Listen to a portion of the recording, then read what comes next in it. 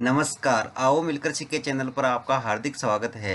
इस वीडियो में मैं लेकर आया हूं कक्षा 7 भौतिक विज्ञान की दैनिक और वार्षिक पाठ योजना, जिसमें प्रकरण लिया है तरल घर्षण। इसमें शिक्षण बिंदु है तरल घर्षण की निर्भरता और तरल घर्षण की उपयोगिता। तो चलिए शुरू करते हैं। प्रेजेंट बाय आओ मिलकर सीखें।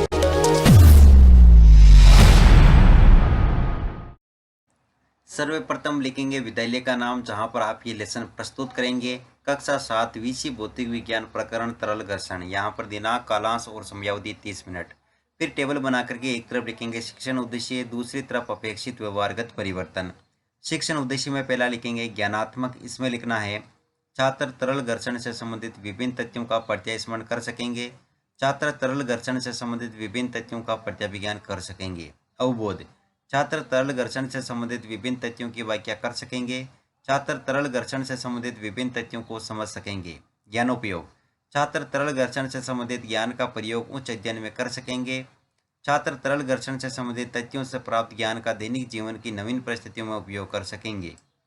फिर है कौशल, जिसमें लिखेंगे छात्र तरल घर्षण से संबंधित विभिन्न तथ्यों की जानकारी प्राप्त कर सकेंगे। छात्र तरल घर्षण से संबंधित विभिन्न तथ्यों के लाभों को चार्ट द्वारा प्रदर्शित कर सकेंगे। फिर है अभिरुचि, जिसमें लिखेंगे छात्र तरल घर्षण से संबंधित विभिन्न तथ्यों के विषय में जानने में रुचि ले सकेंगे। छात्र तरल घर्षण से संबंधित विभिन्न तथ्यों के विषय में विचार विमर्श करने में रुचि ले सकेंगे। फिर है अभिवृत्ति, जिसमें लिखेंगे छात्र तरल घर्षण से संबंधित विभिन्न तथ्यों के प्रति सकारात्मक दृष्टिकोण उत्पन्न कर सकेंगे। शिक्षण सहायक सामग्री, लपेट फलक, श्यामपट्ट, चौक, डस्टर, संकेतक एवं समस्त कक्षा उपयोगी शिक्षण सहायक सामग्री आदि।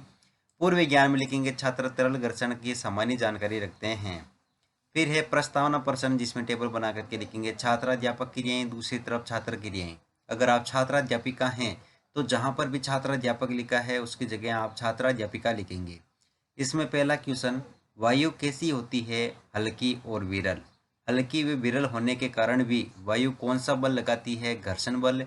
घर्षण बल पदार्थ की किन किन अवस्थाओं द्वारा लगाया जाता है, ठोस, द्रव्य व गैस। द्रव्य व गैस को क्या नाम दिया है, तरल। तरल घर्षण से आप क्या समझते हैं, समस्यात्मक प्रश्न। उद्देश्य कथन में लिखेंगे आज हम तरल घर्षण का विस्तार पूर्वक अध्ययन करेंगे। फिर है प्रस्तुतिकरण, जिसमें टेबल बना करके लिखेंगे शिक्षण बिंदु, छात्राध्यापक क्रियाएं, छात्र क्रियाएं, विधि प्रविधि और श्यामपट्ट सार। शिक्षण बिंदु में पहला तरल घर्षण, जिसमें विकासात्मक प्रश्न में फर्स्ट क्वेश्चन, मधुमक्खी के छत्ते में से हमें क्या प्राप्त होता है, शहद। शहद किस प्रकार का पदार्थ है, तरल। तरल घर्षण किसे कहते हैं, संभावित उत्तर। और यहाँ प्रविधि प्रविधि में प्रश्नोत्तर प्रविधि। फिर है छात्राध्यापक कथन, जिसमें लिखेंगे वायु बहुत हल्की तथा विरल होती है, फिर भी इससे होकर गति करने वाली वस्तुओं पर वायु घर्षण बल लगाती है। इसी प्रकार जल व अन्य द्रव्य भी घर्षण बल लगाते हैं। विज्ञान में गैसों तथा द्रवों को तरल नाम दिया गया है। तरल द्वारा इनसे होकर गति करने वाली वस्तुओं पर लगने वाला घर्षण बल तरल घर्षण कहलाता है।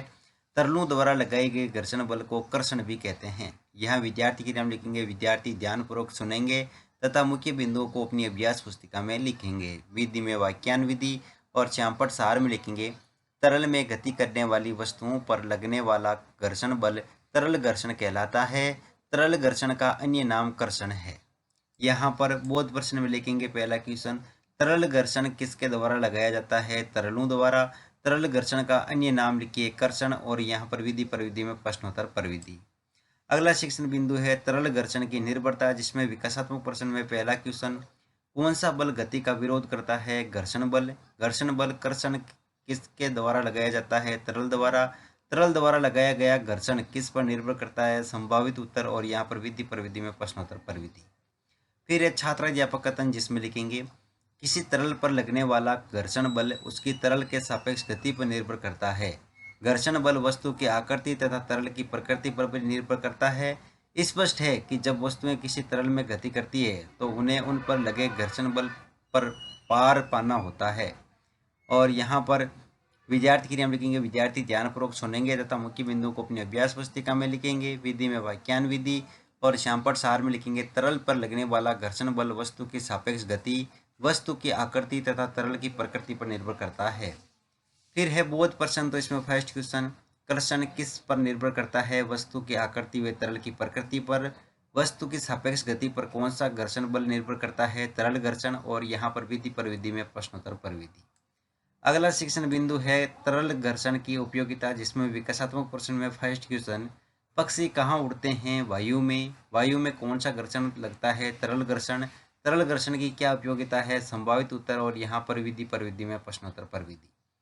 छात्राध्यापक कथन, जिसमें लिखेंगे तरल घर्षण के कारण ही वस्तुएं तरल में गति कर पाती है। इस हेतु वस्तुओं की आकृति भिन्न होती है। पक्षियों व हवाई जहाज की आकृति तरल में गति करने हेतु मदद करते हैं। तरल घर्षण बल पार करने में ऊर्जा का क्षय होता है। और यहाँ पर विद्यार्थी ध्यानपूर्वक सुनेंगे। और यहाँ पर दोस्तों हवाई जहाज और पक्षी से संबंधित यहाँ पर चित्र चिपकाएंगे। और विधि में व्याख्यान विधि यहाँ पर 4 में लिखेंगे तरल घर्षण तरल में वस्तुओं की गति को संभव बनाता है। फिर है बोध प्रश्न। तो फर्स्ट क्वेश्चन, पक्षियों व हवाई जहाज की आकृति विशेष क्यों होती है? तरल घर्षण पार करने हेतु। तरल घर्षण क्यों उपयोगी है? वस्तुओं की तरल में गति हेतु। और यहाँ पर विधि पर विधि में प्रश्नोत्तर पर विधि। फिर है मूल्यांकन प्रश्न। तो इसमें पहला क्वेश्चन, तरल में सम्मिलित होते हैं द्रव्य, गैस एवं दोनों? कोई नहीं। तरल घर्षण को नाम से भी जाना जाता है, कर्षण या आकर्षण।